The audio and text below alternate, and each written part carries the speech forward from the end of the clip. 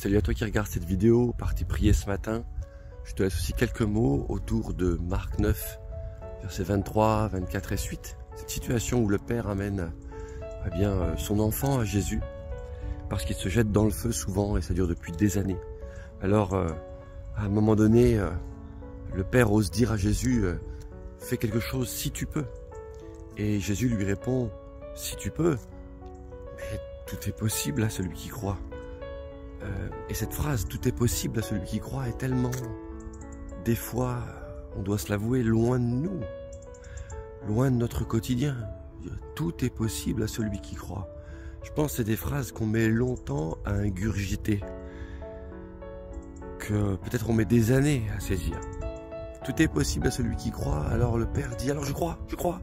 Mais tout de suite derrière il dit, viens au secours de ma foi. Je crois, mais je sais bien que je crois pas comme il le faudrait, pas avec l'amplitude qu'il le faudrait. Le Père reconnaît, tout simplement, peut-être comme moi je le reconnais, comme tu le reconnais, qu'on a encore un chemin de foi à progresser. Soyons humbles, et il faut avancer dans ce domaine-là. Alors Jésus, bien sûr, on connaît l'histoire, voyant arriver la foule, va s'adresser aux démons et va libérer l'enfant immédiatement. Que se passe-t-il dans la tête de ce papa? Que se passe-t-il dans nos têtes, dans nos pensées? Parce que c'est dans nos pensées que ça se passe. C'est dans nos pensées que ça se déroule. Nos pensées sont façonnées d'année en année, comme les pensées de ce père ont été façonnées d'année en année. Cet enfant était malade depuis des années. Les Juifs eux-mêmes, à l'époque, avaient peut-être essayé de faire quelque chose, on n'a pas ce détail-là. Mais il n'empêche qu'au moment où Jésus arrive, cet enfant est encore perturbé. Il n'est pas délivré. Et le Père a vécu avec ce schéma dans sa pensée.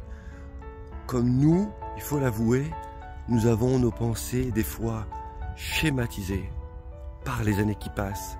Comme si une grille, comme si une prison, comme si quelque chose de sclérosé s'était cristallisé, fixé dans nos pensées, nous interdisant d'avoir plus de foi.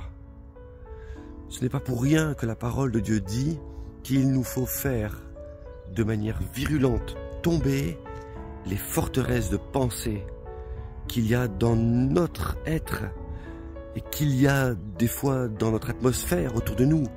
Les gens que tu entends parler autour de toi, des fois parlent autrement et pensent autrement que ce que la foi dans la parole de Dieu voudrait que nous pensions et que nous déclarions dans la puissance du nom de Jésus.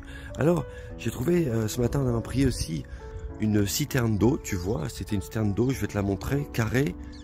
Et puis, tu vois ici qu'elle est, cette citerne assez âgée, elle a de l'âge. Et en même temps, qu'il y a un arbre qui est passé, alors que cet arbre était plus jeune probablement, dans les grilles. Et il a survécu. Et il s'est faufilé entre chaque maille des grilles.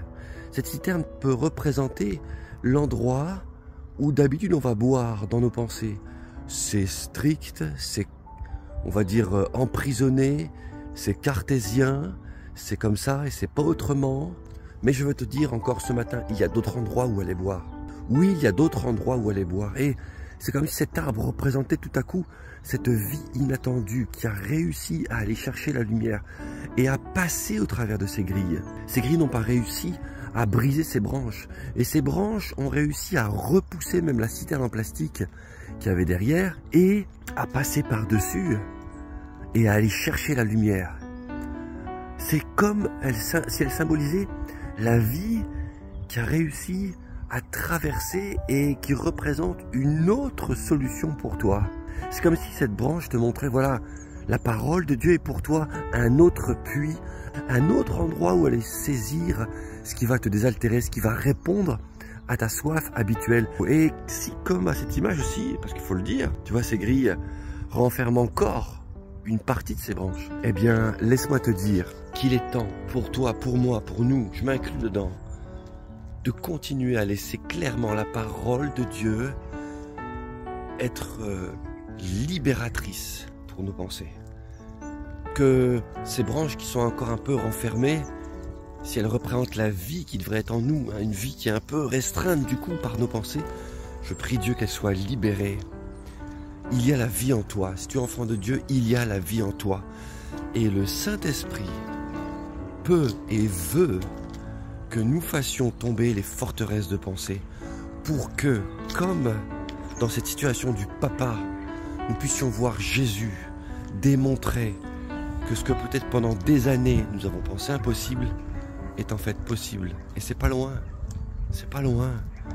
C'est pas au bout de 15 ans d'études bibliques, c'est pas au bout de 20 ans de jeûne et prière, c'est pas loin. Il s'agit de notre Jésus qui a déjà tout accompli. Ce n'est pas loin. C'est là. Et je vais t'encourager ce matin. Prie dans ce sens avec moi. Moi, je vais écouter la vidéo, je vais prier en ce sens-là. Que mes pensées, Seigneur, soient libérées. Que ta parole ait une action en moi encore plus forte. Seigneur, et que je puisse penser comme toi, tu veux que je pense. Parce que tu le dis de ta propre bouche, tout est possible à celui qui croit. Et c'est ce que je veux vivre encore ce matin et déclarer pour ma vie que cette pensée-là, tout est possible à celui qui croit, règne sur les autres pensées négatives de ma vie, où j'ai trop écouté les paroles des gens de ce monde, peut-être qui parlent avec leur seule et propre force, leur sagesse, leur vision des choses, leur aspect cartésien. Mais voilà, mon frère, ma sœur, nous ne vivons pas, nous, enfants de Dieu, que dans le monde cartésien. Nous vivons aussi dans le monde spirituel. Et dans le monde spirituel, qui règne?